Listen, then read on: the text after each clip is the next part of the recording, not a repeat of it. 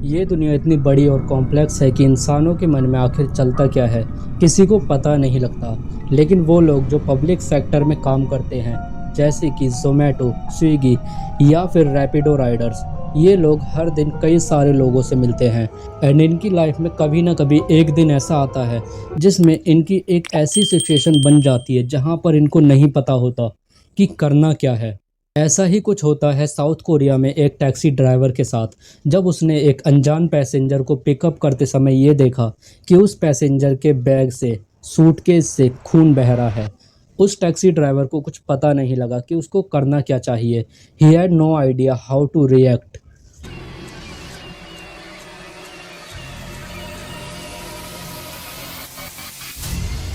और फिर इसके बाद इस मामले का खुलासा होता है जो कि पूरे साउथ कोरिया को चौंका देता है। सो व्हाट्स अप एवरीवन, मेरा नाम है डॉक्यूमेंट्रो एंड इस चैनल पे मैं ट्रू क्राइम वीडियोस बनाता हूँ जो शायद आप लोगों को देखना पसंद है एंड इसलिए आपने भी इस वीडियो पर क्लिक किया है।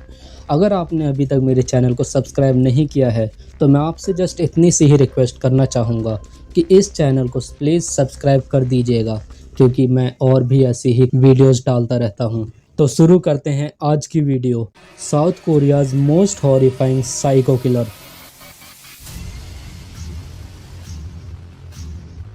बुसान, साउथ कोरिया वैसे तो रहने के लिए काफ़ी ज़्यादा सेफ सिटी मानी जाती है, लेकिन 26 मई 2023 को रात के करीब 3 बज रहे थे कि साउथ कोरियन पुलिस के पास एक कॉल आता है।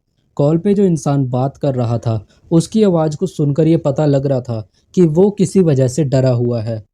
असल में वो एक टैक्सी ड्राइवर था जिसने अभी अभी एक लड़की को, जिसके साथ में एक सूटकेस था, उसे ड्रॉप किया है। उस टैक्सी ड्राइवर का ये कहना था कि जब वो उस लड़की को पिक करने गया तो उस लड़की ने ये कहा था कि उसको पास ही के एक रिवर साइड वाले जंगल में जाना है। ड्राइवर को थोड़ा अजीब लगा कि इतनी देर रात को एक लड़की पास ही के रिवर साइड वाले जंगल में क्यों जाना चाहेगी, लेकिन वो लड़की ड्राइवर को अच्छा खासा पे कर रही थी, जिसकी वजह से ड्राइवर ने इतनी देर रात को भी उसको वहां ले जाने के लिए मान गया। लेकिन दिक्कत ये नहीं थी, उस टैक्सी ड्राइवर ने पहले भी काफ़ी बार उस एरिया में पैसेंजर को ले जा चुका था और बाकी पहले की उसकी सभी राइड्स नॉर्मल ही थी।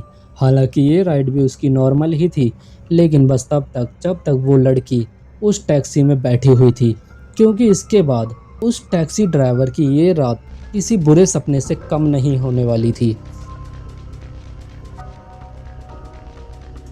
जब वो लड़की टैक्सी से उतर रही थी एंड पीछे जाकर डिक्की से वो सूटकेस जब निकाल रही थी, तब टैक्सी ड्राइवर ने ये नोटिस किया कि उस सूटकेस से, जिधर वो रखा हुआ था, उधर से उस सूटकेस में से कुछ गीला गीला सा डार्क सब्सटेंस लीक हो रहा है। रेड सब्सटेंस जो कि डार्क था, इट मीन्स कि उस सूटकेस में से खून लीक हो रहा है।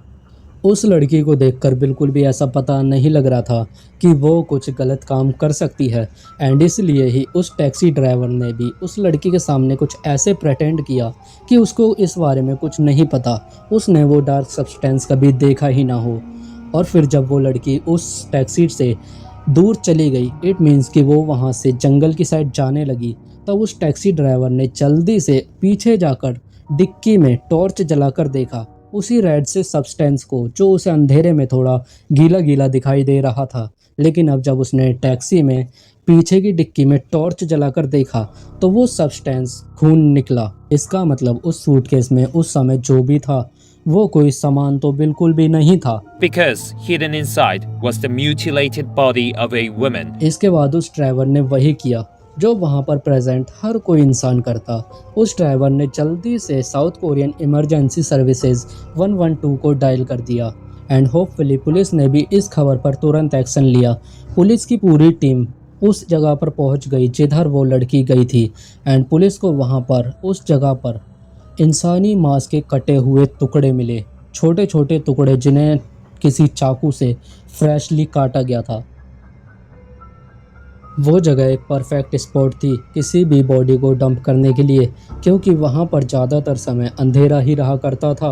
But thanks to that driver जिसने अपने दिमाग से काम लिया एंड पुलिस को इन्फॉर्म कर दिया। पुलिस ने भी उस लड़की को कुछ ही घंटों के अंदर अरेस्ट कर लिया उस लड़की का नाम था जंग यू जंग, जिसे पुलिस ने 3 घंटों के अंदर ही अरेस्ट कर लिया। तो आखिर थी कौन ये जंग यू जंग और उसने खून किसका किया था? चलो शुरू से समझते हैं। यू जंग का जन्म 1999 में हुआ था। उसको बचपन से ही उसके पेरेंट्स का प्यार नहीं मिल पाया। इट मीन्स कि उसको बचपन से ही उसके दादाजी ने पाला था। यू जंग की सेकेंडरी एजुकेशन उसने कुंगे गर्ल्स हाई स्कूल से की थी। हालांकि यू जंग की स्कूल लाइफ कुछ ज़्यादा खास अच्छी नहीं थी। जो लोग यू जंग को स्कूल लाइफ में जानते थे उनका ये कहना था कि यू जंग काफ़ी ज़्यादा बोरिंग और बुद्धू लड़की थी। बोरिंग एंड बुद्धू, इससे आपको ये लग रहा होगा कि यू जंग एक बहुत ही इंटेलिजेंट लड़की रही होगी। But let me clear you जंग स्टडीज़ में एक एवरेज बच्चे से भी बहुत ज़्यादा वीक थी। वो स्कूल नहीं जाती थी एंड जब भी वो स्कूल जाती थी तो पीछे वाली सीट पर अकेले ही बैठी रहती थी। उसका कोई दोस्त नहीं था। So we can say that she was a loner. आपको ये सब सुनने में थोड़ा अजीब लग रहा होगा but that's how her classmates described her. You जंग को कभी स्कूल में बिलीव भी नहीं किया गया। आफ्टर ग्रेजुएशन यू जंग 5 साल तक अनएम्प्लॉयड रही थी और उसका इंग्लिश लेवल किसी हाई स्कूल के बच्चे जैसा था। ये इंग्लिश वाला पॉइंट याद रखना क्योंकि आगे बहुत इम्पोर्टेंट है। ग्रेजुएशन के बाद यू जंग ने कई बार अलग अलग कंपनीज़ में नौकरी के लिए भी ट्राई किया था बट उसकी पुअर स्किल्स होने की वजह से उसको कहीं नौकरी नहीं मिली, जिसकी वजह से उसने खुद को सबसे ही अलग कर दिया। वो घर से बाहर कभी निकलती नहीं थी एंड ना ही उसका कोई दोस्त था और इन पर्सन उसको कोई जानता भी नहीं था। और फिर यू जंग ने खुद के एंटरटेनमेंट के लिए ट्रू क्राइम स्टोरीज़ देखना शुरू कर दिया। उसको ट्रू क्राइम स्टोरीज़ देखना बहुत पसंद था। वो काफ़ी ज़्यादा ऑब्सेस्ड हो चुकी थी ट्रू क्राइम स्टोरीज़ से। ट्रू क्राइम स्टोरीज़ देखना बिल्कुल भी गलत नहीं है। हम सब ट्रू क्राइम स्टोरीज़ देखते हैं लेकिन बस अपने एंटरटेनमेंट के लिए। और यू जंग का केस अलग था। वो इन ट्रू क्राइम की दुनिया में इतनी ज़्यादा डूब चुकी थी कि उसको अब फील करना था कि किसी को मारकर उसकी जान लेकर उसे कैसा फील होगा। और ख़ास करके वो ऐसी ट्रू क्राइम डॉक्यूमेंट्रीज़ देखती थी जिनमें कातिल एक परफेक्ट क्राइम करता था और पुलिस उसे कभी पकड़ नहीं पाती थी। एंड इसी के चलते यू जंग को भी अब एक परफेक्ट क्राइम करना था।